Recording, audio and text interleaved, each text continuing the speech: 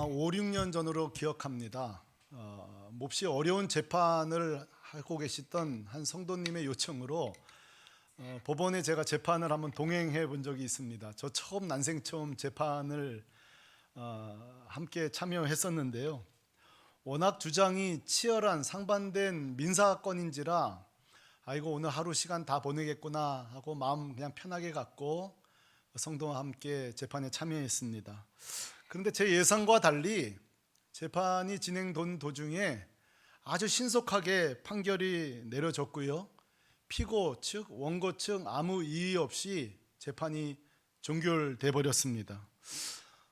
성도 여러분, 원래 재판 이렇게 쉽게 끝나면 안 되는 거 아니에요?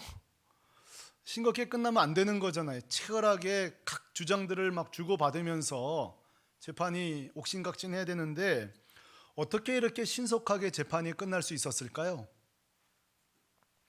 그 이유는 당시 사건 현장 CCTV 영상 자료가 공개되었기 때문입니다.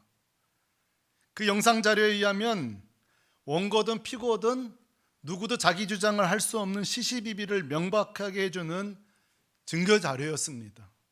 그래서 양쪽 모두 다 각각 약점들이 있으면서 합의 보는 것으로 됐고 모두 다 침묵할 수밖에 없었습니다. 여러분, 법정에서 증거란 이렇게 중요합니다. 더더군다나 확실한 증거, 아무도 거부할 수 없는 완벽한 증거는 모두의 입을 틀어막게 됩니다. 자, 오늘 본문에도요, 모두의 입을 틀어막는 명백한 증거를 가지신 한 분을 저는 여러분에게 이 부활절 아침에 소개하고 싶은데요. 그분은 다름 아닌 누가복음과 사도행전을 기록한 누가입니다.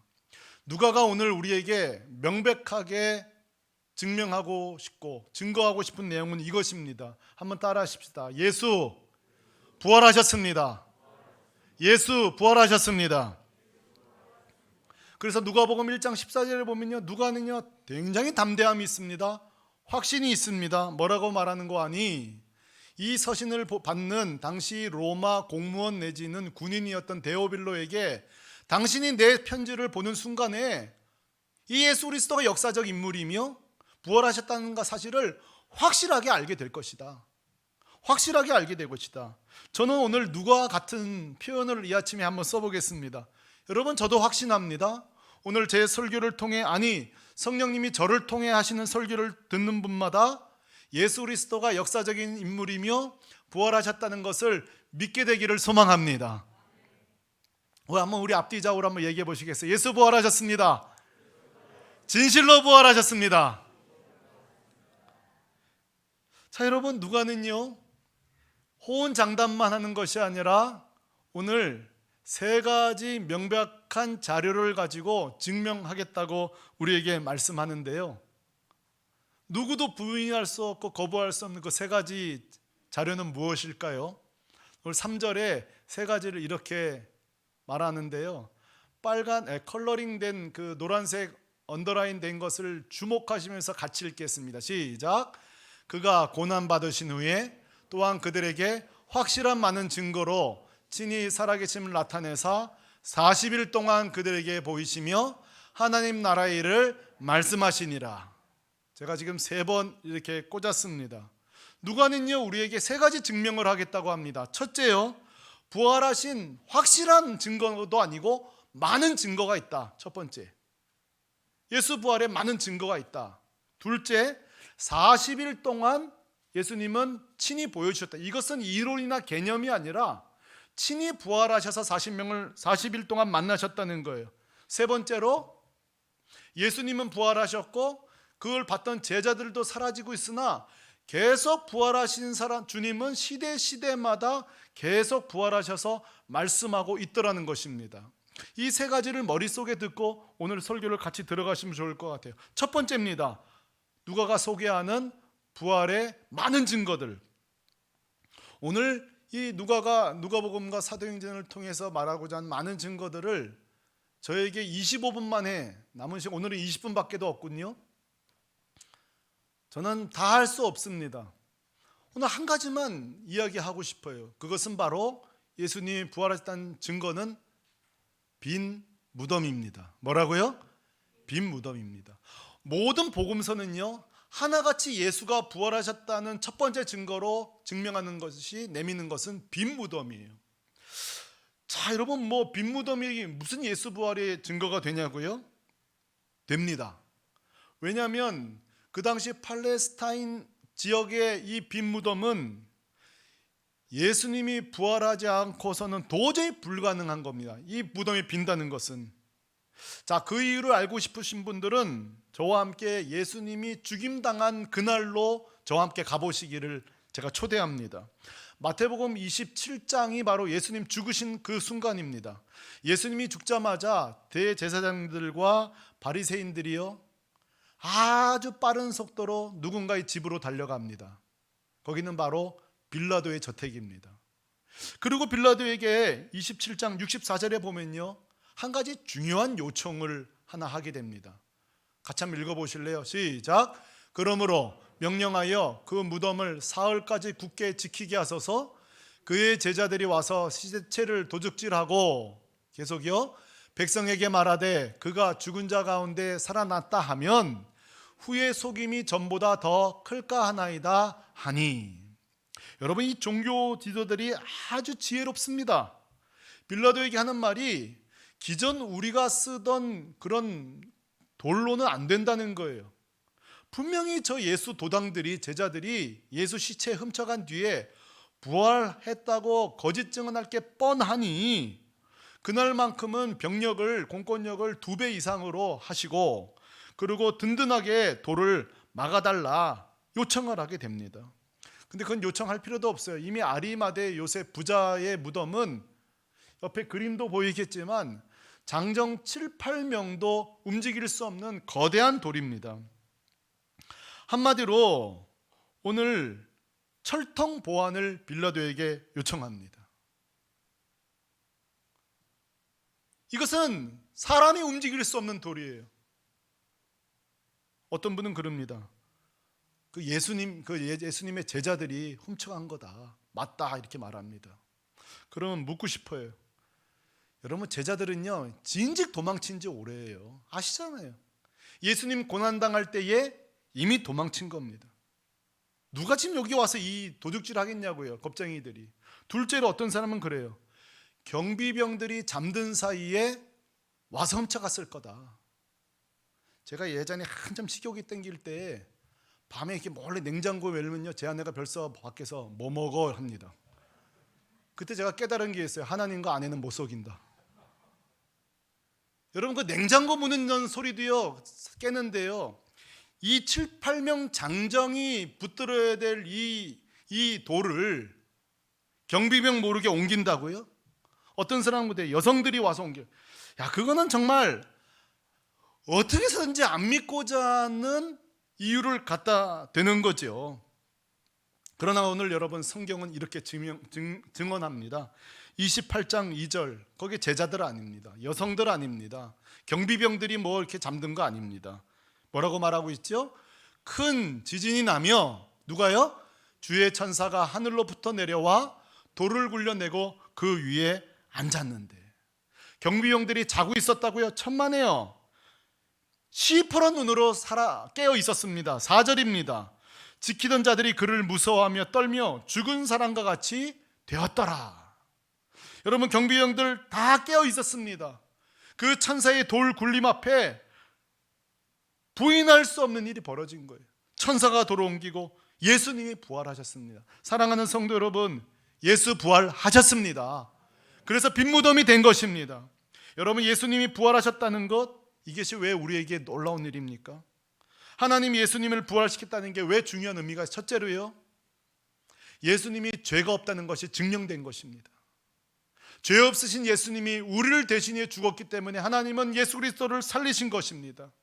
여러분, 예수님이 부활하셨다는 게 왜 우리에게 중요합니까? 부활은 곧 뭐예요? 사망을 때려 눕혔다는 것입니다. 사망을 무찔렀다는 것입니다. 죽음을 무너뜨렸다는 거예요. 한 번도 져본 적이 없는 이 사망이, 누구를 만나든지 그 삿바 싸움에서 한 번도 져본 적이 없는 이 사망이 드디어 예수님 앞에 꿇어 엎어졌습니다. 무너졌다고요. 그리고 예수님 말씀하십니다. 내가 부활의 첫 열매라고요. 그냥 열매라 그러지 않고 첫 열매로 가신 이유가 무엇입니까? 다음 열매가 있다는 거예요. 그 다음 열매가 누구입니까? 나를 믿는 자는 죽어도 살겠고 살아서 나를 믿는 자는 영원히 죽지 아니하리라. 우리가 부활절을 지키는 이유가 무엇입니까? 아이고 예수님 부활하셨네 좋겠다. 아니에요. 예수 부활이 우리 샘물교회 교우의 부활입니다. 예수의 부활이 오늘 우리 에리의 부활입니다. 예수의 부활이 우리 어르신들의 부활입니다. 오늘 아파서 교회도 못 나오신 우리 성도님들, 그분들의 부활이에요. 예수님이 사망을 이겼다면 우리도 사망을 이깁니다. 예수님이 사망을 이겼으면 우리 에리도 사망을 이깁니다. 오늘 지금 병들어 요양원에 계신 우리 옛 성도들 사망을 이길 것입니다. 그게 우리의 부활의 기쁨이에요. 여러분 부활이 왜 우리에게 소망입니까? 부활하셔서 예수님 뭐 멍하니 계십니까? 뭐라 그러시죠? 세상 끝날까지 내가 너희와 함께 계시리라. 여러분 예수님 부활은요 단순한 개념이 아니에요. 철저하게 성도들과 함께 합니다. 오늘 우리 찬양팀 부른 찬양은요 살아계신 주 내 근심 모든 걱정 나를 인도하시네. 여러분 이게 어떻게 가능해요? 죽은 자가 이게 어떻게 가능해요? 부활하셨으니까, 부활하셔서 우리와 함께 하시니까, 성도들과 함께 하시니까. 그러므로 사랑하는 성도 여러분, 우리는 부활을 연구하지 않습니다. 우리는 부활을 그저 묵상하지 않습니다. 추모하지 않습니다. 부활은 실제입니다. 주님은 살아계십니다. 우리와 함께 하시는 거죠. 그런데요 오늘 이 종교 지도자들의 교활함을 좀 보실래요? 경비병들이 혼비백산이 돼가지고 제사장들에게 달려갑니다.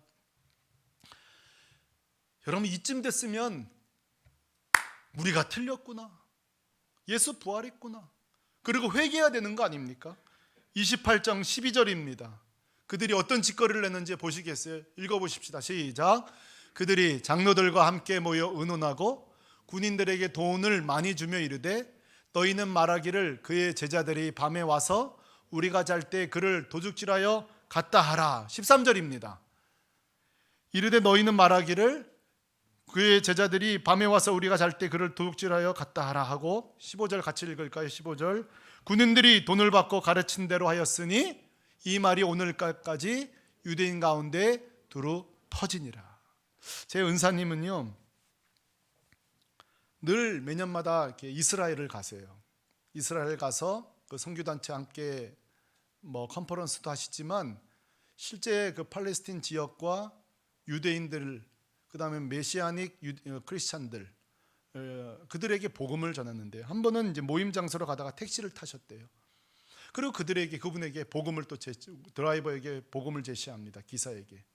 기사가 한참 들어주는 것 같더니만 갑자기 급제동을 건 후에 문을 열고 우리 은사님에게 선생님이 그랬대요. 이 고집쟁이 예수쟁이 빨리 내리라고.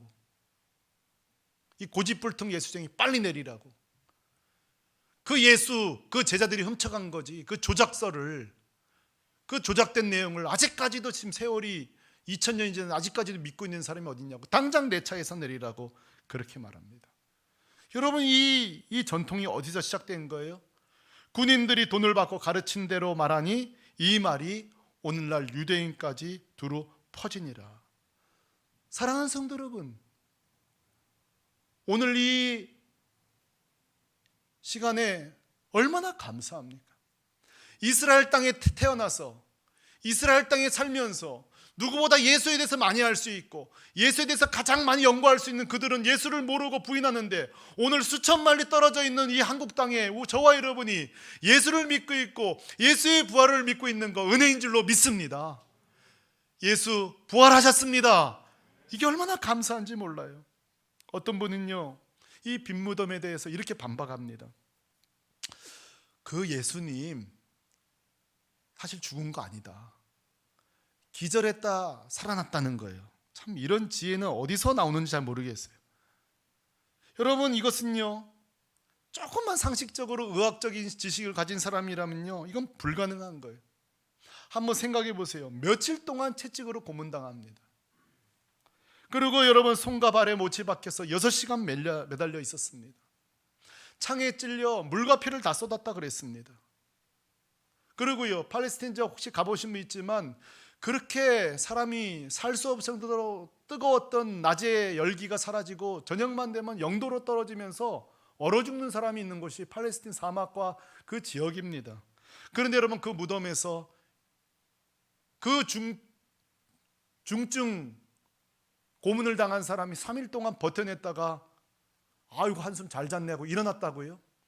잠시 기절했던 거라고요? 이런 안들, 그 체력을 가지고 그 돌은 또 어떻게 옮깁니까? 어떻게든지 부활을 믿지 않으려고 이런저런 반박은 합니다만 하나도 거기에 논리력이 없는 거예요.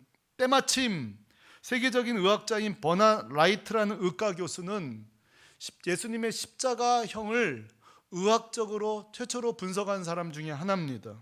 그는 예수님의 십자가형을 있는 그대로 분석해 보았습니다.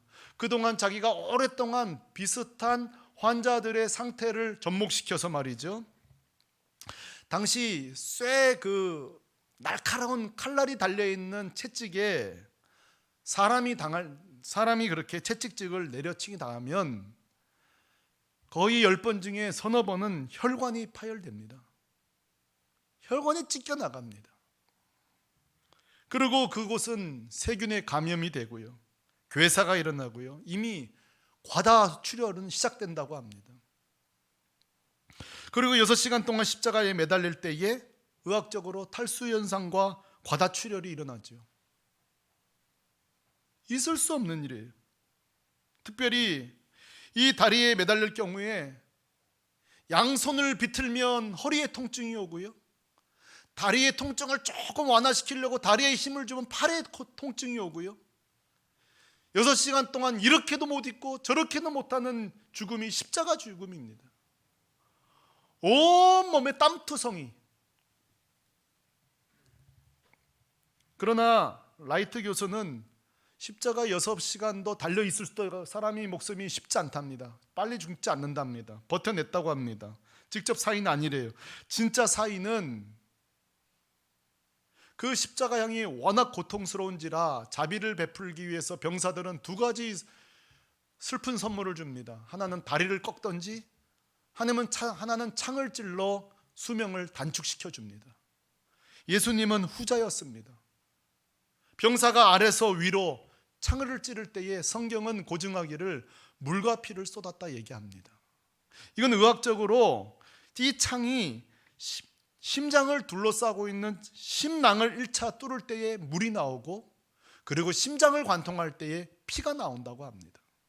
그러니까 이 병사의 이 창은 매우 효과적이었죠. 예수님을 복부를 통과하여 심낭을 통과하여 심장을 관통한 겁니다. 그래서 라이트 교수는 하는 말이, 예수님은 과다출혈이 아니라 급성 심장마비로 사망했다. 100% 사망했다. 이번에 우리 교회 십자가 삼행시를 짓기를 했는데요, 누가 제출했는지는 모르겠지만 참 오늘 말씀을 재현하는 내용이 하나 나왔어요. 같이 한번 읽어보실래요? 시작. 10초도 버티기 힘든 고통을 자신이 아닌 우리를 위해서 가장 큰 사랑이 되어주신 예수님, 이 중에 계십니다. 어린아이일 수도 있고요. 뭐라고 했죠? 10초도 버티기 힘든 고통. 우리가 해보지 않았기 때문에 말할 수 없으나 저 삼행시를 지으면 인식 속에서도 그 십자가형은 10초도 버티기 힘들다고 말했는데 어떻게 6시간을 버텨냈을까요? 못 버틴 거죠. 예수님은 죽으신 겁니다. 그리고 사랑하는 성도 여러분, 예수님은 기절한 것이 아니라 죽었다가, 우리 죄를 위해 죽었다가 부활하셨습니다. 우리 주님이세요. 어떤 분은 오늘 제 설교를 듣다가 이렇게 말하는 분도 있을지 모르겠어요. 목사님, 지금까지 나름 논리적으로 설명하셨으나 결국은 성경 가지고 설명하신 거 아닙니까? 일반 사람들은 그거 안 듣는데요. 성경 당신들만 신뢰하는 거지 우리가 안 믿지 않는가 반박할 수 있습니다. 합당한 이의 제기입니다. 여러분 그거 아십니까? 일반 서적에서도요, 예수의 죽음과 부활이 기록된 것들이 많습니다. 예수님 사후 20년쯤 지나서 역사학자 타키투스라는 사람이 있습니다. 그분의 책도 있고요, 내용도 나옵니다. 그의 책에 보면 이렇게 나오라고 있어요. 티베리우스 황제 치하에서 예수는 극형을 당했다. 예수는 역사적인 인물이라고 일반 역사학자가 말합니다. 요세푸스나 소플라니우스라는 사람들, 이런 사람들 책에 되어 계속 예수의 존재와 심지어는 예수의 부활의 내용이, 자신들이 믿는다고 표현하진 않지만 예수의 부활의 증언들을 계속적으로 2000년 전 기록물들이 나오고 있어요. 제가 미국에 있을 때 잠시 공부했던 리버티 대학의 하버머스 교수인 노학자입니다. 그분이 참 중요한 변증적 표현을 하셨어요. 뭐라고 했는가 하니, 예수의 부활을 반대하는 자료가 많다, 인정한다. 그러나 예수의 부활을 증언하는 자료가 역사 속에 훨씬 많다. 우리 이렇게 말합니다. 기억나신지 모르겠어요. 2007년도에 그 도올 김용옥 선생님이 중앙일보에 도마복음서를 한동안 연재했어요. 제가 24회까지인가 봤던 기억이 나요. 그리고 지금 아마 책이 나온 걸로 아는데, 거기 보면 물론 이 도올 선생이 부활을 믿지 않습니다. 그러나 그도 예수는 역사적인 사람이다, 처형당한 것이다, 인정합니다. 여러분, 이 외에도요, 저는 얼마든지 일반 역사 기록문들을 여러분에게 소개할 수 있어요. 사랑하는 성도 여러분, 예수님은 죽으셨고 부활하셨습니다. 그 세상도 인정하는 거예요. 오늘 누가는요, 수많은 증거물들이 있다, 우리에게 소개한 뒤에 두 번째로 예수님의 확실한 증거를 우리에게 소개하는데요, 더 놀랍습니다. 그것은 뭐죠? 40일 동안 나타나고 보이셨다는 거예요. 40일 동안 나타나고 보이셨다. 하루도 아니고 1시간도 일주일도 아니고 40일입니다. 한 달 이상이에요. 혹자는 이렇게 말해요. 제자들이 너무 예수님을 사모한 나머지 환상을 봤다는 거예요. 우리도 그렇잖아요. 사랑하는 배우자를 잃고 식음을 전폐하다가 배우자를 막 꿈에 보고 헛걸 볼 때가 있습니다. 우리가 때로는 막 금식을 오래 하다 보면은 그런 영적인 체험도 하기도 하고 좀 혼재되어 있지만 그런 또 이렇게 환상도 보기도 합니다. 근데 여러분, 이 혹자들은 제자들이 환상을 봤다는 거예요. 그러나 우리 교회도 이 상담하신 분 여러 분 계시지만 이게 일반 정신심리학적으로 일반인들도 동의하지 않습니다. 왜냐? 한두 사람이 환각으로 봤다면 그거는 맞습니다. 그런데 여러분, 너무 많은 사람이 예수님을 만났어요. 그래서 여러분, 심리학자 이렇게 말해요. 이것을 우리가 집단 환각이라고 해야 될까?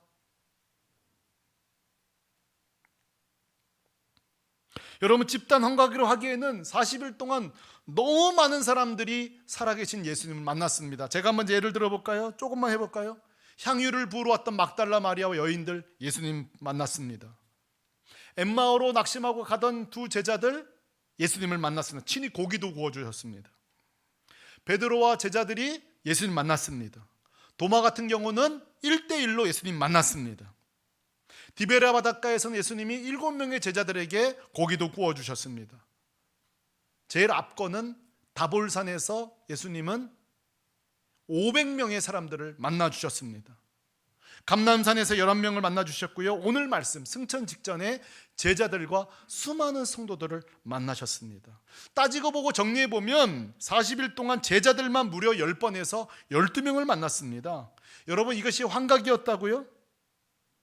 이것이 환각일까요? 아닙니다. 예수님 부활하셨습니다. 만나주신 거예요. 심지어 예수 부활, 이거 말하는 놈들 내가 끝장내겠어 하고 다메섹으로 예수 도당들 잡으러 가던 사도 바울, 부활 대적자도 예수님을 만났습니다. 주여 누시냐고 할 때에 부활하신 주님이 사울에게 뭐라고 그랬습니까? 나는 내가 핍박하는 예수다, 이렇게 말합니다. 바울도 환각이었을까요? 바울이 쓴 이 13편의 성경이 다 환각서입니까? 만약에 그게 사실이라면 오늘날 성경은요, 서점에 가면 환타지 소설 칸에 꽂혀 있어야 됩니다. 종교란에 들어갈 수 없습니다. 소설 코너에 이 책은 꽂혀 있을 것입니다. 예수님 부활하셨습니다. 마지막입니다. 이 부분이 제일 중요해요. 예수님 부활하실 뿐만 아니라 그 당시에만 부활하시고 그 어간에만 나타나신 것이 아니라 지금도 부활하셔서 주님은 계속 말씀하십니다. 아멘이십니까? 경험하신 분은 아멘이십니까? 12제자 사도 바울 뿐만 아니에요. 사도 요한도 만나주셨고요, 한참 후대인 그 제자 폴리캅을 만나주셨고요, 클레멘트 속사도를 만나주셨고요, 이그나티우스, 터툴리안 다 예수님 만나고 그 부활을 위해 순교하였습니다. 환각 환자들이 순교합니까? 환각했다가도 생명의 위협을 받으면 깨어나는 거 아니에요? 그 뒤 부활하신 주님을 만난 거예요. 그뿐이 아니에요. 지금 오늘 예수님이 부활하신 2000년이 지나간 지금도 주님은 우리를 만나고 계십니다. 여러분, 예전에 그 인도 힌두교를 깜짝 놀란 충격적인 사건이 하나 있었습니다. 그게 뭐죠? 힌두교의 아버지, 인도의 성자라고 불리던 선다싱이라는 사람이 기독교를 개종한 사건입니다.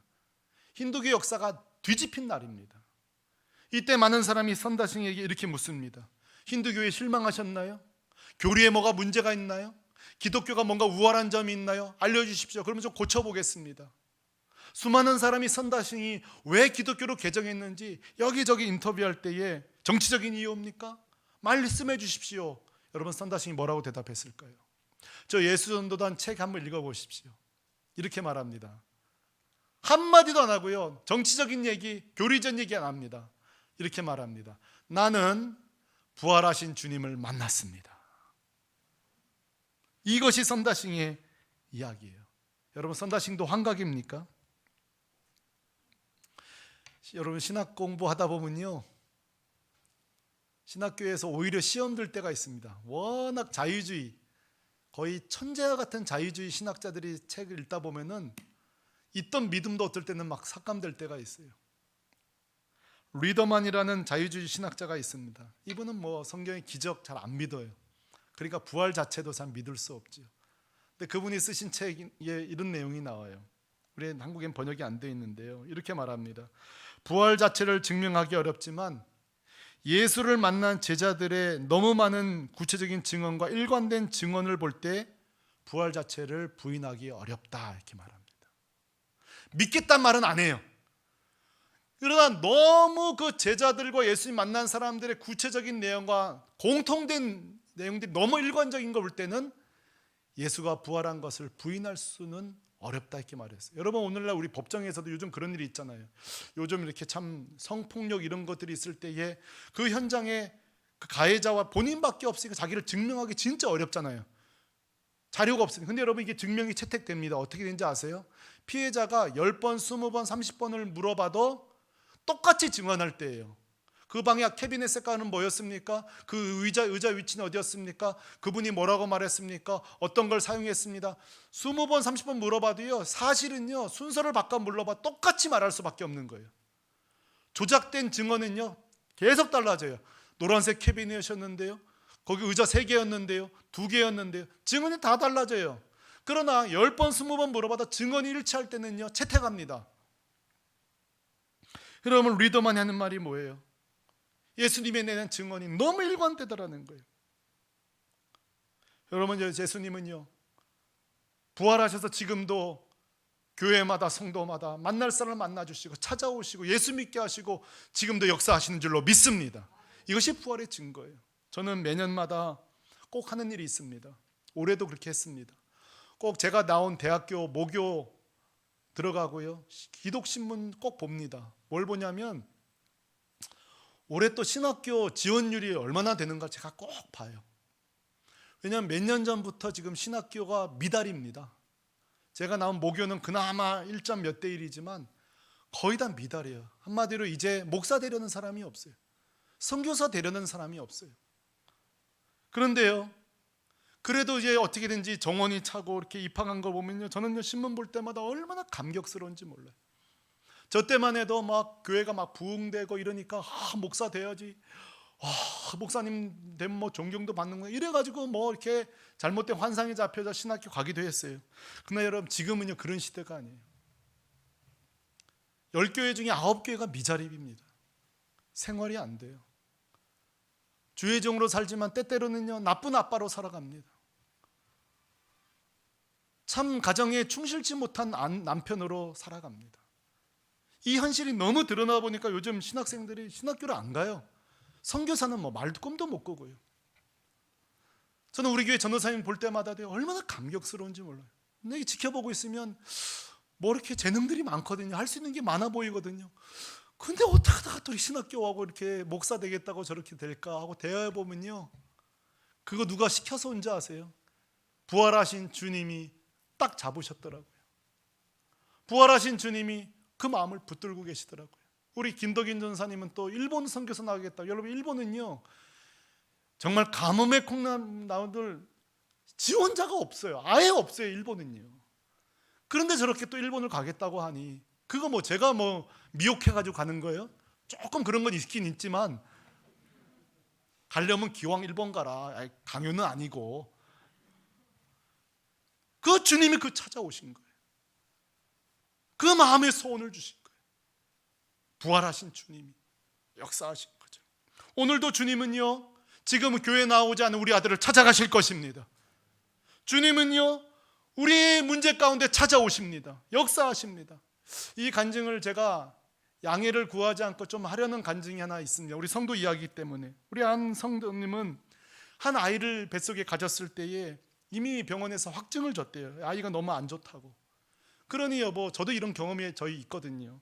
몹시 이 아이를 눈물로 마음에 품고, 또 태어나더라도 건강하지 못할 것이다, 또는 뭐 잘못될 수 있다. 세상에 의사가 이렇게 말하는데 그거 감당할 재간이 있어요? 눈물로 시간을 보냈다는 거예요. 근데 여러분 보세요.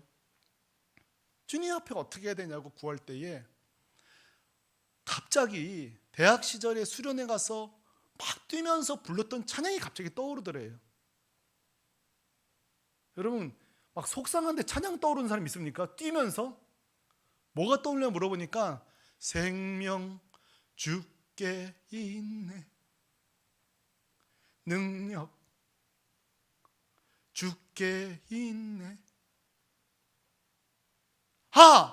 생명 주님 거구나. 생명 저 의사가 결정하는 거 아니구나. 생명 부모가 결정하는 거 아니구나. 생명 주께 있구나. 여러분, 그러고 나갔다는 거예요. 여러분, 묻고 싶어요. 이 담대함을 누가 준 겁니까? 여러분 대답하십시오. 부활하신 주님이십니다. 이 용기를 누가 준 겁니까? 의사가 준 겁니까? 담임 목사가 준 겁니까? 누가 준 겁니까? 부활하신 주님이십니다.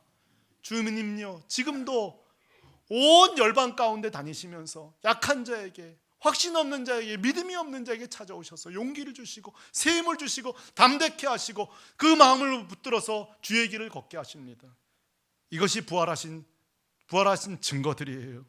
사랑하는 성도 여러분, 오늘 부활의 아침입니다. 부활은 이론이나 관념이 아닙니다. 실제입니다. 우리가 날마다 누려야 될 영광입니다. 오늘 이 부활절을 계기로 여러분 숙제를 내드립니다. 정말 부활하신 주님이 믿어지시거든 날마다 주님과 상의하시기 바랍니다. 질문하시기 바랍니다. 그리고 속상하고 괴로울 때에, 정말 살 소망이 끊어질 때에 외치십시오. 생명 주께 있네. 생명 주께 있네. 그 주님이 찾아오셔서 말씀하십니다. 힘내라. 세상 끝날까지 부활한 난 너와 함께 할 것이다. 이 믿음으로 사시길 바랍니다. 세상 소망 없습니다. 나아진다는 보장 없습니다. 하나 확실한 거는 부활하셔서 세상 끝날까지 함께 하시는데 주님께서 돌아온 이 한 주 동안도 여러분과 함께 하실 줄로 믿습니다. 한번 따라 하시죠. 예수 부활하셨습니다. 진실로 부활하셨습니다. 다 같이 일어나 소리 찬양 부르도록 하겠습니다. 이 시간에 우리 마음껏 우리 마음으로 고백하고 싶습니다. 살아계신 주, 살아계신 주, 나의 참된 소망. 주님 살아계신 나와 함께 하시니 걱정 근심 없습니다. 부활하신 주님 나와 함께 하시니 날 인도하실 것입니다. 부활하신 나와 함께 하시면 나의 삶 기쁨으로 충만합니다. 주님 살아계십니다. 주님 살아계십니다. 이 고백을 우리 찬양으로 하나님께 올려드리도록 하겠습니다. 살아계신 주,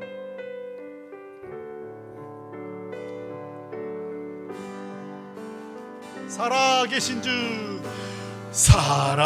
살아계신 주. 아멘. 나의 참된 소망. 아멘. 그렇습니다. 걱정 근심 전혀 없네. 사랑의 주네 갈 길 인도하니 내 모든 삶의 기쁨 늘 주. 우리 오른손 들고 찬양하십시다. 살아계신 주, 살아계신 주님 살아계십니다. 우리의 소망이십니다. 내 소망 걱정 근심 전혀 없네. 사랑의 주 내 길 인도하니 내 모든 삶의 기쁨 늘 주마다. 우리 같이 한번 기도하겠습니다. 성도 여러분, 예수님이 죽으셨습니다. 우리의 죄도 죽었습니다. 예수님 부활하셨습니다. 우리도 부활하였습니다. 예수님 부활하셔서 우리와 동행하십니다. 걱정 근심이 없습니다. 갈 길 인도하십니다. 우리 삶의 기쁨이 충만합니다. 묻습니다. 누리고 있습니까? 부활하신 주님을 누리고 사십니까? 날마다 교제하고 있습니까? 근심 걱정을 던져버리고 있습니까? 주님, 이 개념적인 이론적인 예수 그리스도의 부활이 아니라 매일매일 삶 가운데 체험하는 부활 신앙 되게 하여 주옵소서. 같이 기도하십시다. 기도하겠습니다. 할렐루야. 걸어가신 아버지.